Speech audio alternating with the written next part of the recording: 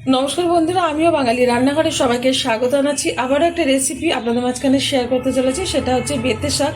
আজকে কিন্তু বেতে শাকটা একটু নতুন স্টাইলে রান্না করব। তাহলে চলুন দেখে নেওয়া যাক আজকের রেসিপি। এখানে একটা ঝুড়িতে এই যে আমি একটা বড় সাইজের বেগুন এই যে টুকরো করে নিয়েছি, কিন্তু আমি কাটিনি, যে বেগুনটা কেটেছে তাকে দেখাচ্ছি।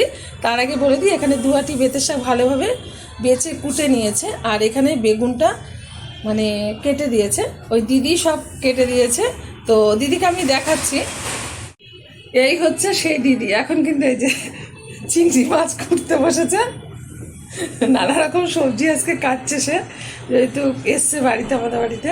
তাকে দিয়ে সবজিটা কাটিয়েছে, আর সে খুব বড় বড় করে সবজিগুলো কেটে দিয়েছে।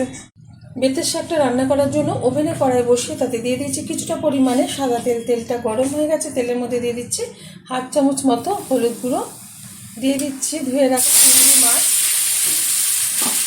হালকা করে ভেজে নেব চিংড়ি মাছটা।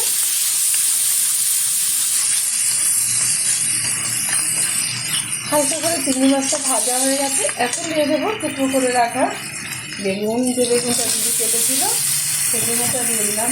কতটা বড় বড় কেটেছি দেখুন, আমি ছোটো মানে সাইজের কাটি, থাকে তখন বেগুন দিলে ওটা বলে বেরিয়ে দাও। এবার বেগুন এমনিই বলে যায়, তাতে কোনো অসুবিধা নেই, কিন্তু টুকরোটা বেশি বড় করে ফেলেছে।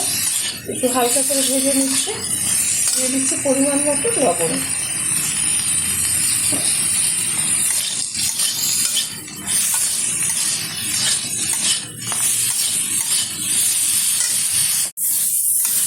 বেগুনটা ভাজা হয়ে গেছে, এর থেকে আর বেশি ভাজবো না। এখন দিয়ে দেবো এর মধ্যে কুচিয়ে রাখা ধনেপাতা, কয়েকটা কাঁচা লঙ্কা আর কিছুটা টমেটো। টমেটোটা কুচিয়ে ব্যবহার করলাম, আগেই বলেছি শাকটা একটু অন্যরকমভাবে রান্না করব। ভালোভাবে একটু নেড়ে চেড়ে নিচ্ছি। দিয়ে দেবো এর মধ্যে এখন কুচিয়ে রাখা বেতের শাক, ভালো করে দিয়ে পরিষ্কার করে দিয়েছে দিদি। দিয়ে দিচ্ছি স্বাদ মতো একটু চিনি।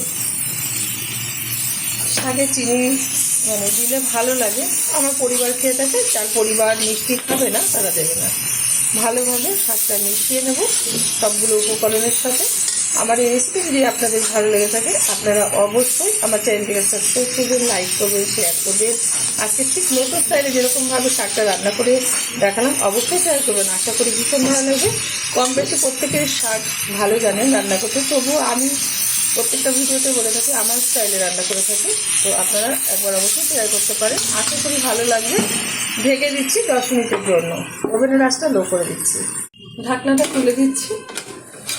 আমি মাঝখানে একটু তুলে দিয়েছিলাম ঢাকনাটা, আর বেগুনটা একটু ঘেটে দিয়েছিলাম, নাহলে কিন্তু শাকটা মজবে না। এখনও অনেকটা পরিমাণে জল জল ভাব আছে, পুরো জল জল ভাবটা আমি শুকিয়ে নেব। একটু হাই আছে। আগে যে জল জল ভাব ছিল সেটা কিন্তু এই যে শুকিয়ে গেছে। ওভেনটা বন্ধ করে দিলাম, আর এই যে এখন নামিয়ে নেব, ঢেলে দেবো একটা পাত্রে। দেখা হবে পরের ভিডিওতে নতুন কোনো রেসিপি নিয়ে। ধন্যবাদ।